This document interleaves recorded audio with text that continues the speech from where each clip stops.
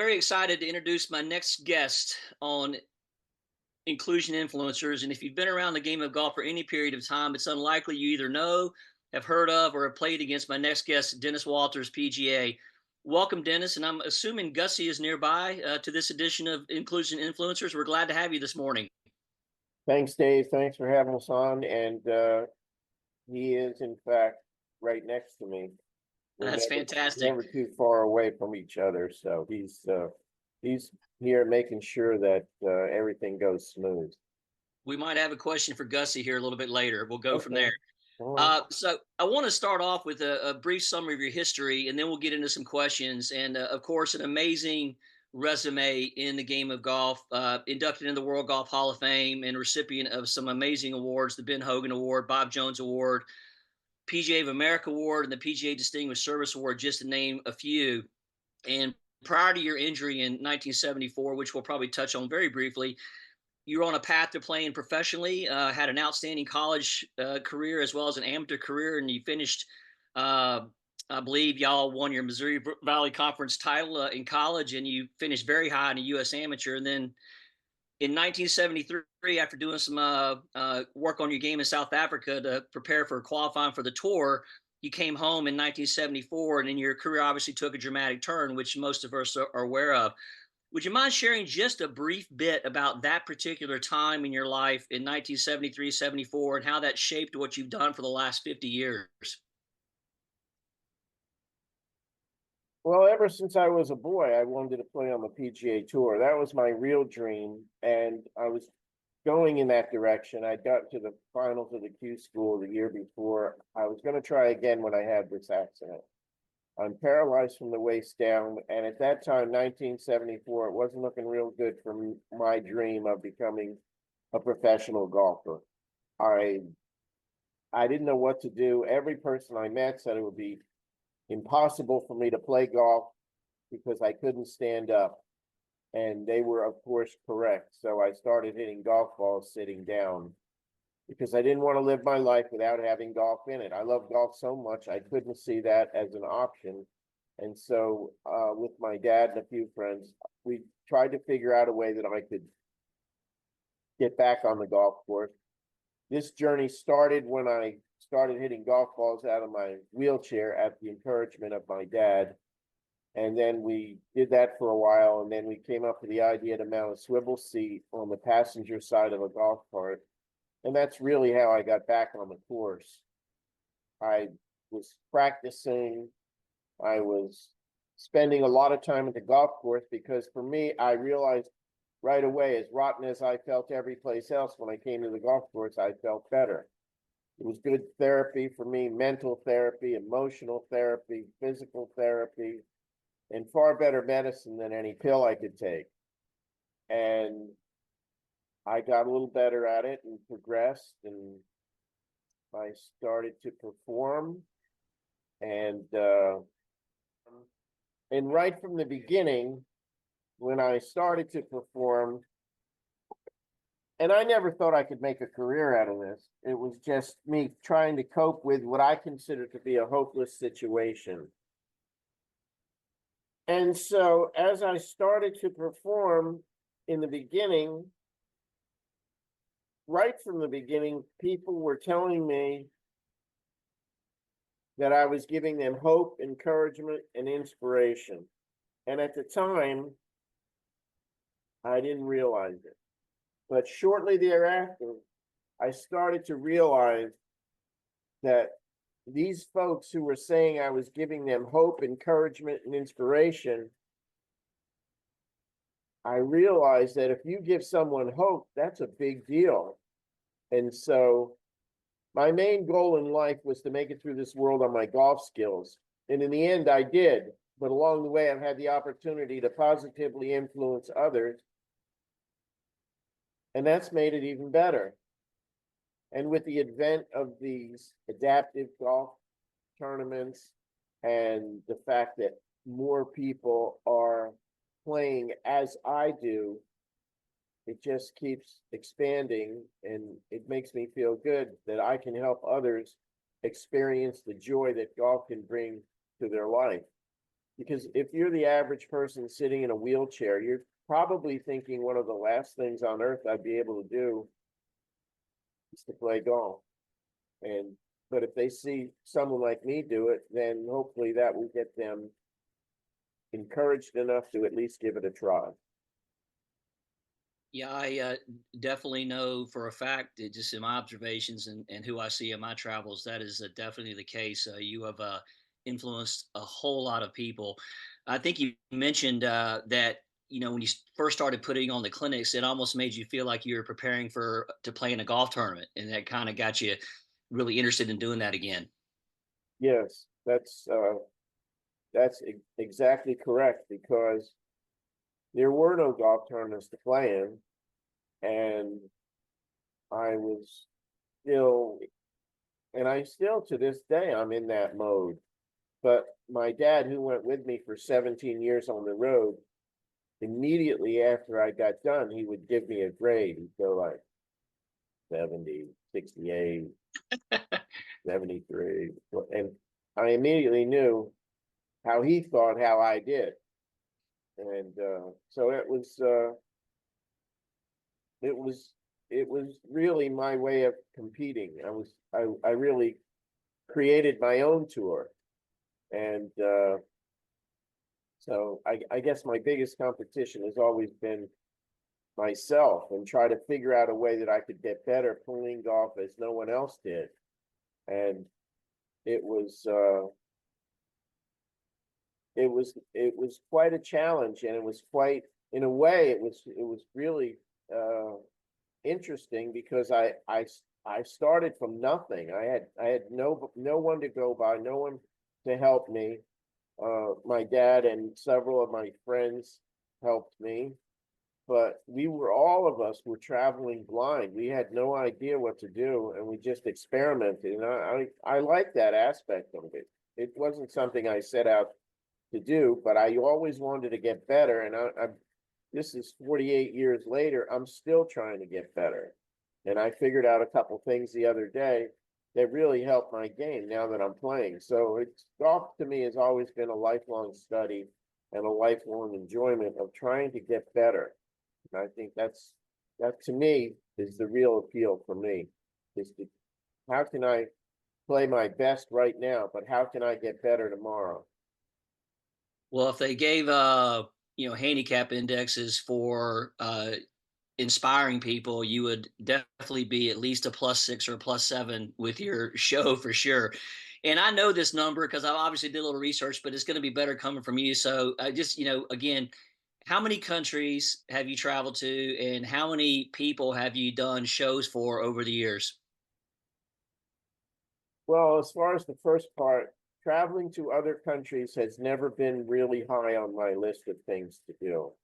I've traveled to, my biggest trip that I took was something that I envisioned for about 50 years when I caddied for this guy who had one arm, and he was really good. He could break 80 every time he played.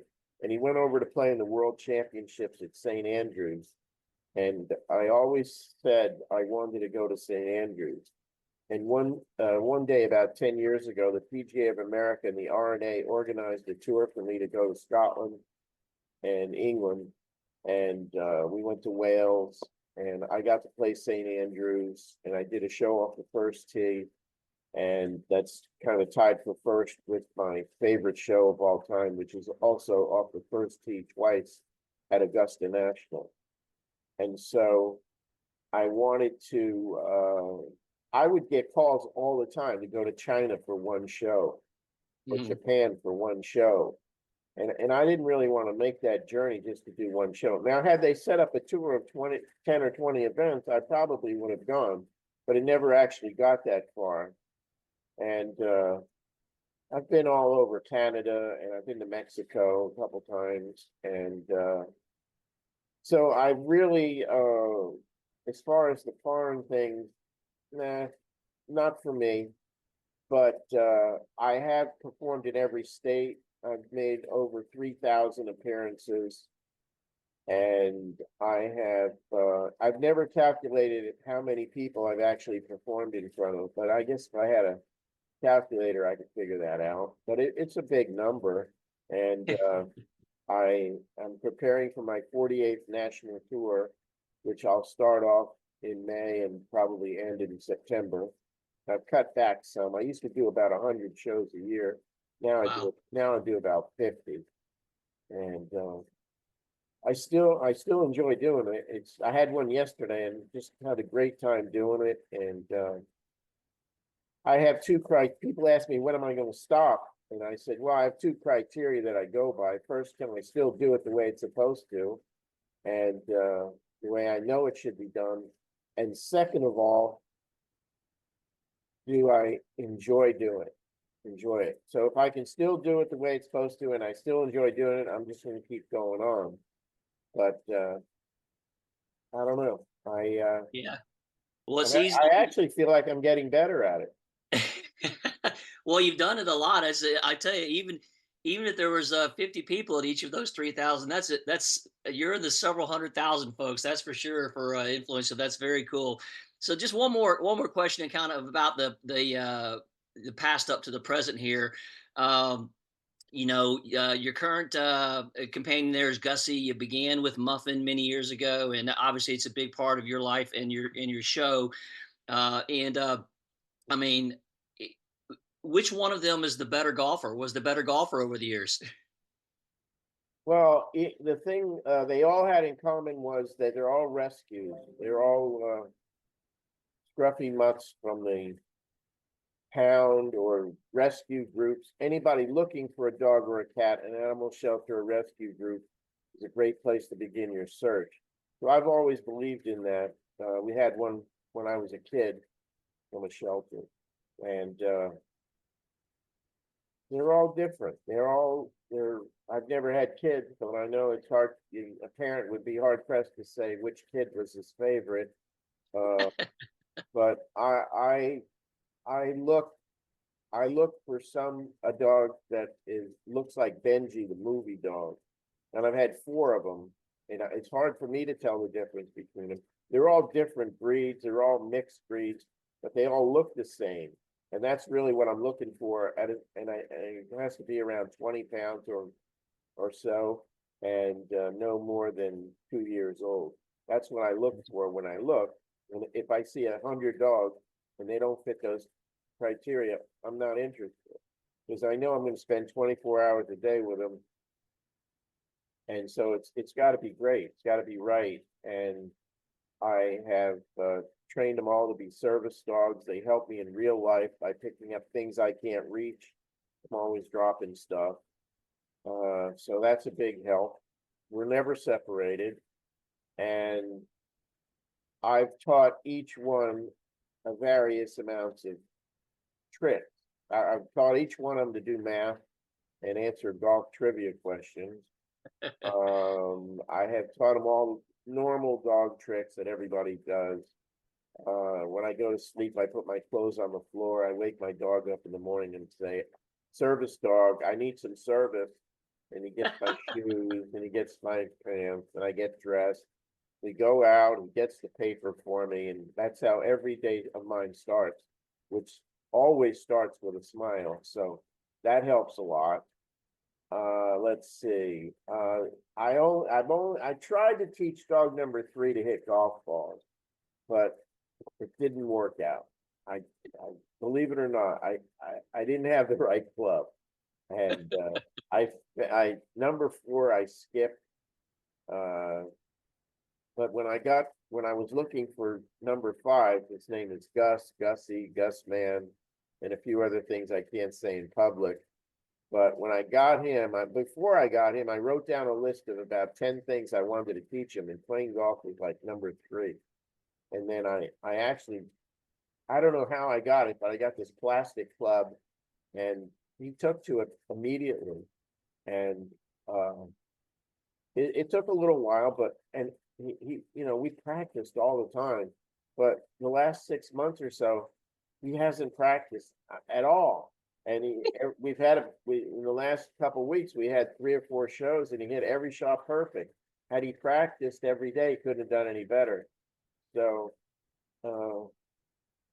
with each dog, I probably got better as a trainer.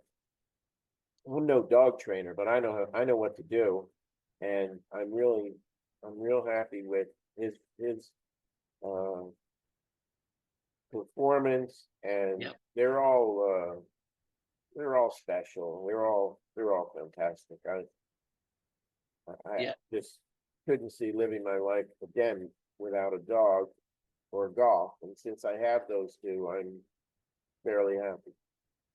Yeah. Gussie sounds like a lot of golfers we all know who can not practice and show up and play golf, which is really annoying sometimes when you're playing against somebody who doesn't have to work on their game and can show up and hit a golf ball. So I can empathize with you that he just shows up and does what he's a real pro. If he could do that, he's a real pro. If he could show up and do that, not practicing. Yeah, well, this answer might not be familiar to everyone in your audience, but I told him the other day. I said, you know, if I knew you could play golf without practicing, I would have named you Litsky Yep. after Bruce Litsky, who was famous for not practicing and played wonderful golf for many years on the PGA Tour. So, and he was a fairly good friend of mine and a great person, and all of us that knew him miss him a lot. Yeah, he was legendary for that ability for sure. So let's get a little bit deeper into the game of golf today. So in 1974, there weren't terms like seated golfers or adaptive golf cars. And I think when we spoke a couple weeks ago about doing this conversation, you know, you mentioned that you don't recall the term adaptive even being used except for the last 4 or 5 years. So what do you think is bringing what seems like a renewed and growing interest in the game of golf for individuals with disabilities to the forefront these days? Well, when you use the term adaptive golf, you have to. It's a broad term. Yep. It's very broad because it encompasses all disabilities that play golf. In the U.S. Adaptive Open, in most of these adaptive tournaments, there are 8 categories, ranging from arm, leg categories, mental categories, seated golfers, blind golfers. Now, the amputees and the blind golfers have had golf for their population since the war, the end of the Hmm. war. And those groups are, you know, 70 years old, 60, 70 years old. They've been doing this forever. The other groups, the thing that's different is other categories were added, and the biggest spur and the biggest way this was advanced, in my opinion, is when the USGA got involved and created a national open, the US Adaptive Open. That's when adaptive golf started to take off. We've played 3 of them so far. The 4th one will be this summer, and having the USGA behind it, I think, has really spurred this cause, because there are now 18 states and their golf associations that have adaptive opens. And a big one I'm playing in this year is the Chicago Adaptive Open, and that one is in June. And I'm going to Chicago and work with the Chicago District Golf Association for a month, 3 weeks, to promote that tournament and also adaptive golf and junior golf. And it's unusual for me to do that, but this is a great opportunity. And so I'm hoping that this will really spur on more interest in adaptive golf. So I would say that's it. I'm really not an expert on someone who could knows hardly anything except how much I admire the players with amputee golf or blind golf. My expertise, of course, is in the seated golf, because I'm basically the one that started it. And Right. I went through all the stuff, the experimentation, to try to figure this out, from the clubs I had to use. And I'm still doing that. I'm still trying to figure out which clubs to use, what length, what lie.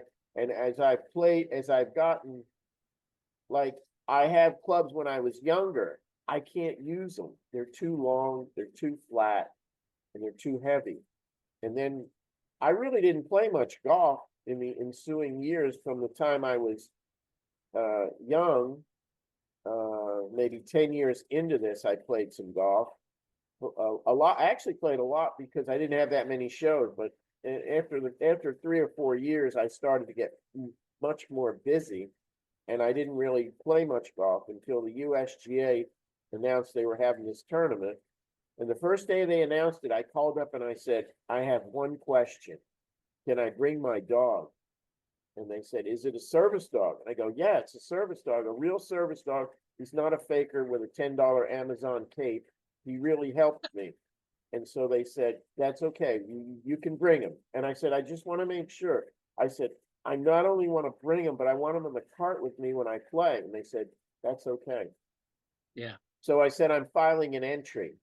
Now, I hadn't played in a golf tournament in 48 years, and there's no putting, chipping, or bunker play in my show. So I was horrible at that. And I started to relearn how to play golf and developed a new interest in doing it. And I started to play golf again. And I've been playing in 3 or 4 tournaments a year. I would say the highlight of my playing golf in the adaptive golf world is I won the first one in the adaptive open in the seated category. And that was really cool. I putted absolutely horrible. It was horrendous. And I was tied for the lead on the last hole, and I made about a 7 or 8 footer, which was a miracle in itself. But I won by 1 shot. And then last October, I played in the Florida Adaptive Open, one of the newer states to have one. And my putting improved, my play improved, and I actually shot one under my age. I'm 75, and I shot 74. And not only did I do that, but I did it in a tournament on a course where they play a PGA Tour event, the Copperhead course at Innisbrook Resort. So though I would say those are the two things that I'm happiest about so far with my playing. Yep. I'm happy to be a pioneer in this because I feel like I've opened the door for others, and I try to encourage them to get involved. But I've been doing that during my shows, my 48th year, and one of the real hallmarks of what I'm trying to do is, first of all, I'm trying to show that golf can be a game for everyone. Everyone can play golf to a degree if they want to. I would say most people. So I like to say golf is a game for everyone. I try to prove that with every swing I make. I'm also encouraging people to reach for their dreams, strive for excellence, and do something positive in their life they didn't think they could. And if you really wanted to sum up my show, it would be great golf shots, bad jokes, a talking dog, and an inspiring message. That's it. That's probably going to be a quote that we use again here in the near future. So I'm going to stay on the. I'm going to go ahead and say adaptive golf card just to separate that in our conversation about the seated golfer world, and I certainly have some answers, to what I think are the biggest challenges in bringing more golfers into the game who might have additional access requirements to the course, to the buildings, to whatever that may be. And even in the case with the seated golfer community, even barrier-free access to golf courses around the country, and also an environment that understands and welcomes these golfers to their golf course. So related to that question, you know, how do you view the current state of adaptive golf car availability, and what solutions do you believe would help? Because I certainly believe there's opportunities for improvement in this space. So I'm curious about your opinion and what solutions you've thought about to get more of these vehicles more available out there. Well, that's the number one issue. That is the number one issue, because if a person sitting in a wheelchair wants to play and there's no cart, he's out of luck until he figures it out and finds one.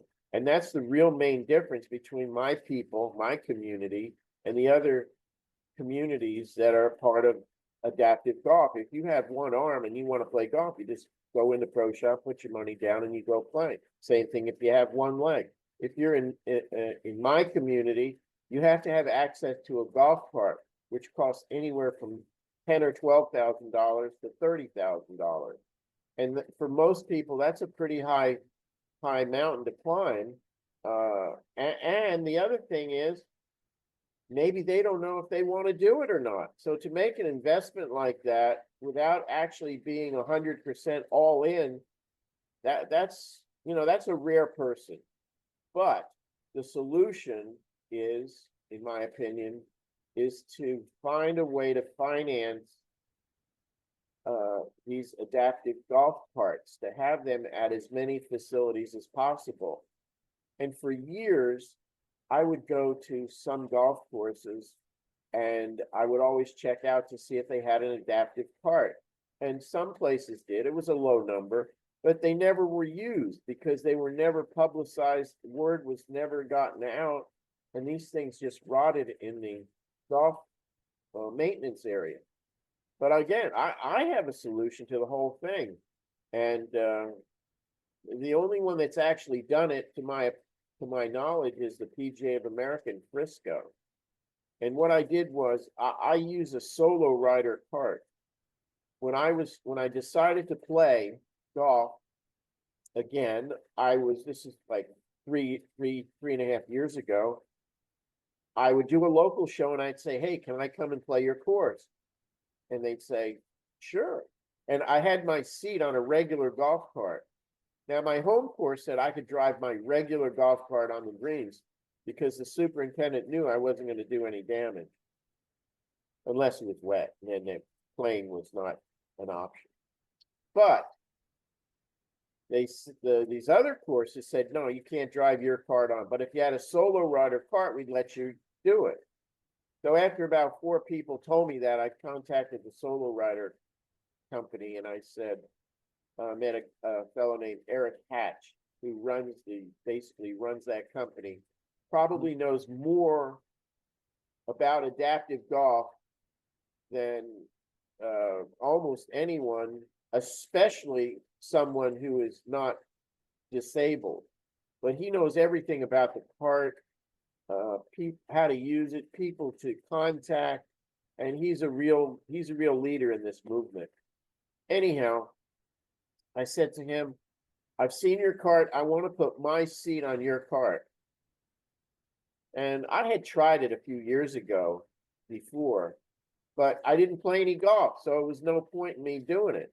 But when I wanted to play, I quickly called him up and said, hey, how about it? Can I try it again? And he goes, sure. I said, I want to put my seat on your cart and I need a seat for my dog.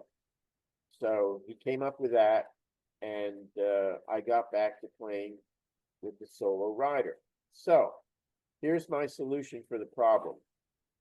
I discussed this with Eric, and I said, listen, can you make a seat that stands on a driving range, and someone could try it? They wouldn't have to buy a cart. The course wouldn't have to buy a cart, and it would be like a frame, like something you see for swings, with the swivel seat or the seat attached to it. So they came up with one for a very modest price. I don't know how many they've sold. I think they have one at the PGA in Frisco. I don't know how often it gets used, but to me, the way to solve this problem is you pick a public golf courses in various markets, and you take these devices and you leave them on the range.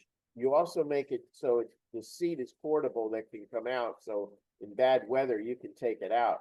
The thing is, the frame itself probably doesn't have to be permanently mounted either. I think there's a way to do that. Anyhow, you have it out there, and you publicize the fact that anyone who needs to play golf like this, it's available for free. Just come and try it out, buy a bucket of balls, whatever. Here's a free bucket, try it, And That way, a person has no investment, no financial commitment, nothing. They can just see if they like it. It basically simulates the way that I play, except it doesn't move. Now, when you have a line of people to use this, then the course buys one of the solo rider carts or one of the para golfers or one of these adaptive machines that someone can use. And then when you have a line for that, then buy another one. And the other thing is, and I think this is the real stumbling block, is that the courses are reluctant to buy these things, not knowing if they're going to be used or not. And I think it's unfair, whether it's a ADA law or not. I think it's unfair to require someone to spend ten to $30,000 on something that may or may not work. So what I would recommend is, I would say all these courses that are open to the public, a lot of them, they should buy one of these carts based on the fact that it's going to go out every single day. During COVID, a lot of people like taking their own cart. Well, the solo rider cart is like that. The other ones are a little different, but the solo riders are just like a smaller golf cart. You got your clubs right there, and you can go by yourself. If you have a threesome, the course can rent out the device so that they get their money back. Get it out every day. And if there is no demand for it that day, let the ranger use it, and the cart that he was going to be used can go out. So that I believe if you could convince the public golf courses that they could make money on this thing, I think they take a chance and do it. And to me, that's the biggest problem. That's how you solve it. And the other part of this is you have to have every golf organization, from the PGA Tour to the PGA of America, to promote this and show people it's possible, because it's not something you would normally think of if you're sitting in a wheelchair. So if they had some sort of public service announcement campaign like they used to do with the first tee, you never hear of anything about the first tee, not near as much as you used to. But during every PGA Tour cast, there used to be a PGA first tee commercial. Beautiful, beautifully done, showing that golf is something important, teaches us valuable life lessons. It's a lot of fun. It's a lifetime recreation. And it was beautifully done. You don't see that anymore. But I would like to see some sort of campaign by these major organizations to get the word out. It also wouldn't hurt if they came up with some money to help finance this, or the cart manufacturers, or anybody who's interested in getting more people to play golf. If they would chip in, you'd probably find more of these carts all over the place. But again, you don't want to put them in a place where they're not used. You want to get them where they're used. And the more people that find out this is possible, and the more access there is to these carts, you're not going to have seated golf grow until you solve those two issues, which I just told you how to solve. Yeah, really informative, and it makes a ton of sense. And you must have, even though I didn't send you the read ahead questions, you've pretty much just answered a couple rapid fire questions I was going to ask you about this. So I'm gonna continue with this kind of the point. So one of my questions was, do you think industry funding from associations is being applied at a level that is helpful? And I think we would probably say that there's more that could be done, to your point, related to promotions like PGA. I'm a PGA member. I love PGA. I'm PGA Hope certified instructor, and the PGA does a fantastic job of promoting, PGA Hope. But there's a whole other population out there of non-veteran adults and kids that may not know what's possible yet until they see it. And I think you might agree with that, maybe. 100%. I also want to know is, why aren't they doing it? Surely the PGA Tour, they're giving hundreds of millions of dollars to players who are already rich. They don't have a few bucks laying around that they could help with this. Probably the farthest thing from their mind. Okay. And I could say not to the same degree as far as interest goes. I know the PGA Tour has zero interest, but the PGA of America does have interest. Project Hope, terrific, helping our patriots everywhere. What a fabulous program. Okay. And I salute them for that. But hey, you know, Ryder Cup brings in a lot of dough. And on some of these programs are revenue producers. You look in the PGA magazine, there's an advertisement on every page. They got a list of sponsors a mile long. How about it? How about a Yeah, few bucks for my people? You that's know, right. I mean, it's true. And listen, as I said, if these golf courses and PGA members knew they could make money off of it, I think they'd be more apt to do it. Okay, Yep. if I run a business, it's a business. It's business, as the Godfather said, business is business. It ain't personal. But if I can help you make some money and help people, everybody wins. So some of these people, some of these foundations, let's get let's get with it. Yep, I like that. So a couple more questions along that line. So, we get a lot of phone calls in our organization from operators and golfers related to a lot of things related to access, but specifically with seated golf cars. There's we always get these concerns. So how would you address folks who have a strong belief, and we've worked to dispel this myth that adaptive golf cars, the vehicles, solo riders, verticats, paramobiles, paramotions, paragolfers, whichever they are, damage greens, right? This is the biggest load of what that I've ever heard of. And the USGA did a study on it. All they got to do is get the study. And I'll tell you something else. This is also one of my biggest pet peeves because I know that it's not true. Now, if it's used incorrectly, which I've never met a good person playing in a solo rider or an adaptive cart that wasn't conscious of the fact that they have to drive it correctly. You don't make any sharp turns. You go in straight lines for the most part. And unless it's wet, the cart will do no damage. Okay. And that's offset by the fact that you're bringing joy into the life of someone who needs it. Okay. Now, I've been lucky. I've taken my car to Oakmont. I've been to Oakland Hills, Inverness, all these places and never had a problem. However, there are some uninformed superintendents, and this happened to me the other day, and I was so mad I could just, shake the guy. He said I couldn't come and play his course. Now I'm a member of the World Golf Hall of Fame. I'm one of the 11 honorary lifetime members of the PGA of America for over 25 years. I know I've been in love with golf. It's in my DNA. I would never hurt a green. If I thought I was going to hurt the green, I wouldn't play. And this moron at one of these local golf courses, I really should mention which course it was, but I'm not going to do that. But this moron wouldn't let me play. He would not let me play. And it was a perfectly dry day and all this kind of stuff. And it's happened a few times to me.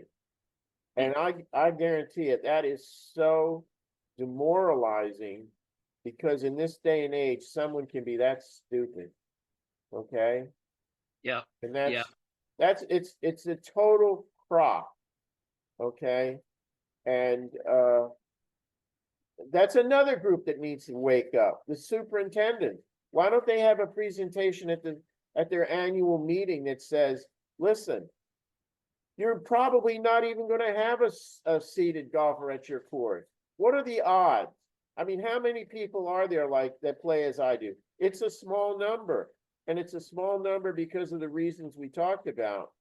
Right. But if there did come a day when a guy in a seated golf cart comes to your course, welcome him with open arms like you would anyone else. He's not going to hurt your course.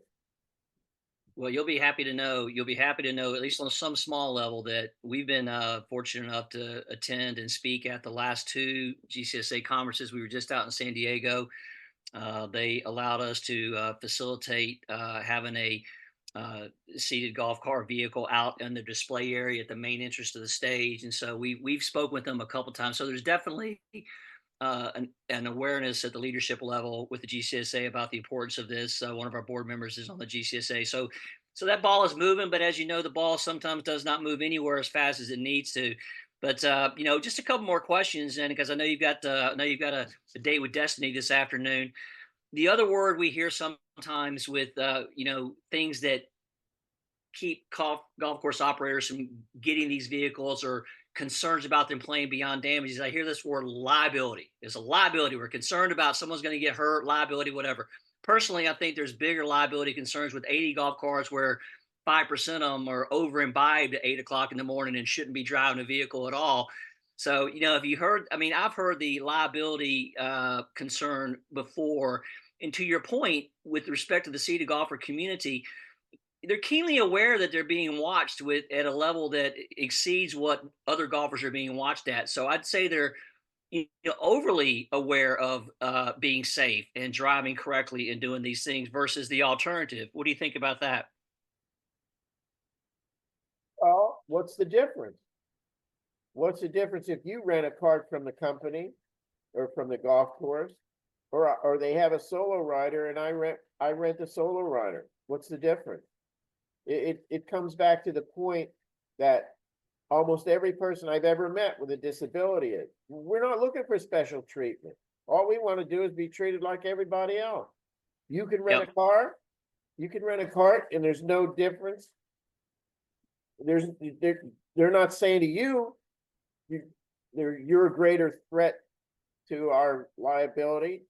Why would they say that to me? It's preposterous.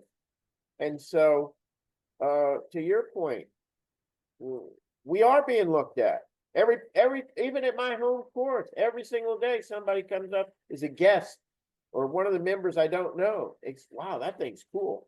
You know, he says, you can actually play golf like that? I go, yeah, here, watch this. The seat swings out. I said, I can take it on the greens. If the bunkers are level, I can take it in the bunkers.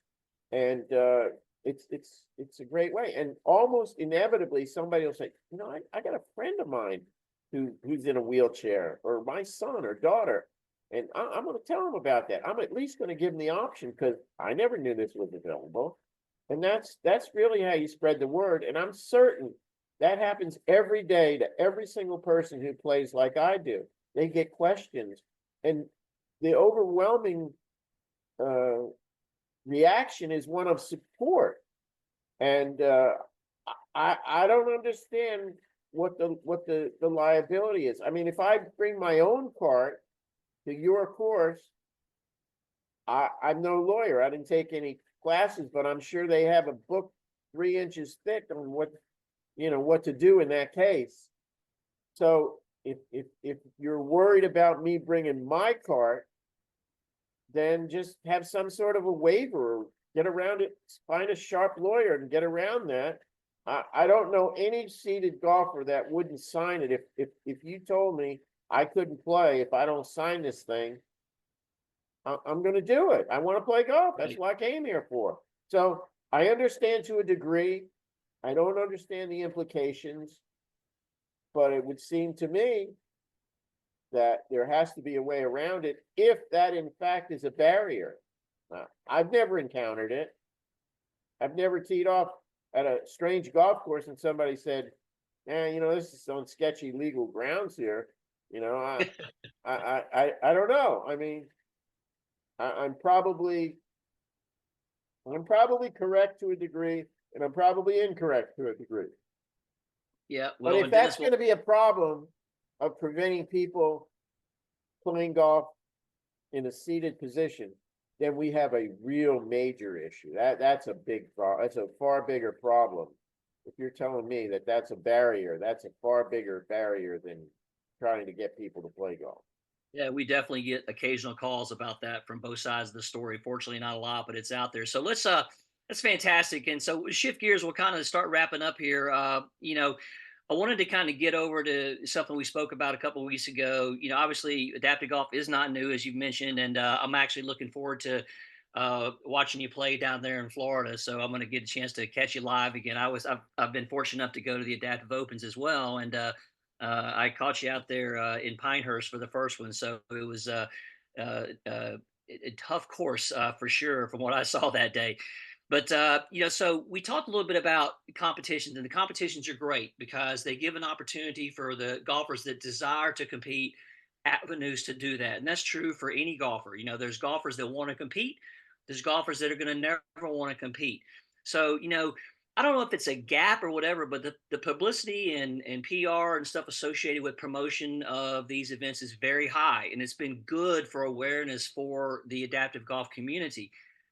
However, back to the other point, there's a whole lot of people out there that need to learn to play golf that may not ever want to compete. And so I think that's where the real opportunity is. I think that, to your point about associates need to get really focused on, is it's great to focus on the competitions, but someone's got to step up and really start focus on that growing the game aspect with some financial support at the lower levels.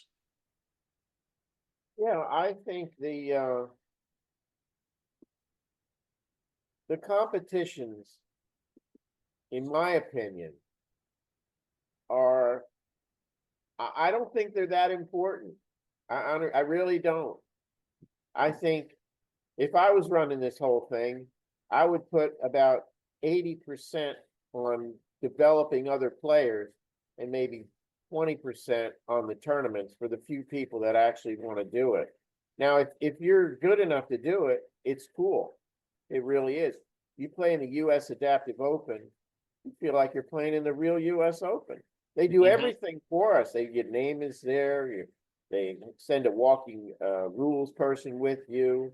Uh, they have all kinds of things, dinners and speakers and stuff like that that are part of other national championships. So, but it's only that's great. Okay, I'm not knocking that. I think it's terrific. It's a wonderful opportunity for those of us that can play a little bit. But the real emphasis has to be on developing more players. That to me that's the most important thing. Because the more players you have, the more chances to grow the field for these other tournaments. And like I said, 18 states have these tournaments. So yeah, the tournaments are fun. I'm very grateful for the fact that these golf associations want to do it because you know it's given me an opportunity. I mean, for someone 75 years old to take on a new challenge is, I think that's cool. I think that's uh my chief opponents are 53 years younger than I am. And I say to them, they're 21 and 22-year-old kids. And I say to them, in 2077, you'll be my age. I said, you think you'll be breaking 80 like me? And they go, no, probably not. So um, the the fact that I shot under my age in the seeded category will perhaps never be done, or it'll take at least 50 years for one of these kids to try and shoot their age when they're 73 or 4. And so I think that yeah, that's fun, that's cool. I enjoy it. I enjoy the butterflies you get because I remember when I was younger how I used to feel when I was playing in tournaments. I have a similar feeling. I like that. But we need to get more players and we need to solve the access problem. And I'm hoping your group and some of these other groups will get with it and try to help us out here because in the end, it's going to come back to help you. And so I see it as a win-win, but I also realize, there's a lot of stuff going on and everybody's got a cause and all this kind of stuff. But it would seem to me, again, if you can convince people to invest in this, I believe it'll come back to them many times over, not only financially, but in doing something that's good. That's correct. Yeah, I mean, I had this vision as you were talking about these golfers in 50 years, and I basically just in my mind envisioned this Dennis Walters family tree with all these seated golfers underneath it that are trying to get to the top branch to break that score of yours. But hey, we're running towards the end of our time here, and I wanted to kind of just close with this and give you a chance to kind of close out the show for us today. And I really appreciate speaking with you in the time. I'm looking forward to seeing you down in Florida and watching you compete. So, met you a long time ago, very briefly, when I was working with the Salute Military Golf Association, and you came and did one of your shows up in Olney, Maryland, with Jim Estes and a fantastic organization he created. And so I certainly do a little bit of research before I spoke with you today. I certainly have always been aware who you were, but I haven't dug as deep into your story as I think I probably could have. And I came across your 2019 documentary, uh, "Get a New Dream," which is on Peacock, is where I saw it. And honestly, it was fantastic. And it's a must watch show for anybody listening to this. Needs to go to Peacock and watch this show because it's super informative and enlightening in many ways. So I really just want to close with you kind of sharing what the completion and airing of that documentary kind of meant to you after so many years in this business, doing what you're doing to get that level of uh, exposure, per se, to help with what you have been doing for your entire life of trying to expose people to what golf can do for their lives in general, beyond just playing golf, just the health and therapeutic value of it. So, you know, I'm gonna leave you with this to kind of say, kind of what's your parting message related to that and your life in general. Well, I would say what happened to me was very unlucky. However, I was lucky that I had two great parents and a wonderful sister that encouraged me and basically let me do what I wanted to do, which in the beginning, as I mentioned, I had no thoughts of a career, but the things I've been able to do uh, uh, have been crazy. When you think about it, it's been unreal. As I said in my World Golf Hall of Fame speech, I said I've done shows with Arnie and Jack, Gary Player, 30 times with Tiger Woods. Can you believe I'm in the World Golf Hall of Fame before Tiger Woods? And I've met four presidents, movie stars. I've worked or met every famous golfer in my lifetime. Ben Hogan watched me hit golf balls. Sam Snead told me dirty jokes. Uh, I've met Byron Nelson and Gene Sarazen, and I really think that I made the most out of what I had to work with, and I far surpassed anything I thought was possible. But that's really the message of what I'm trying to do in my work, and that is to show people what is possible, what's possible in golf, what's possible in life. And as I say in my show every time, I would say that since that movie came out, or since I was, for as long as I can remember, I've always had this line in my show where it says, if you have a dream and it doesn't work out, that's okay. I mean, a lot of people talk about having a dream and all this other stuff, which is great, okay? But what happens in this dream if it doesn't work out? And I have the solution. It's get a new dream. And that's really what I did. And that's what I encourage other people. Just because you fail at something doesn't mean it's the end. It's the beginning of something else. And so these are the kinds of messages I bring out in my show, in addition to my bad jokes and my talking dog and my great golf shots. So I'm about to embark on my 48th national tour. Last year, we went from Wichita, Kansas to Bangor, Maine. And this year, we'll probably go about the same territory. So if there's anybody out there in their audience looking to do something special for their members or their tournament or whatever, please keep us in mind. I think that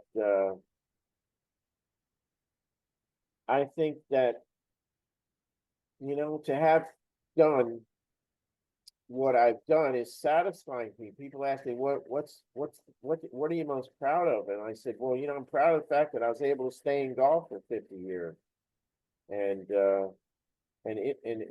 have a good time. I'm going to play golf today and I know I'm going to have a good time.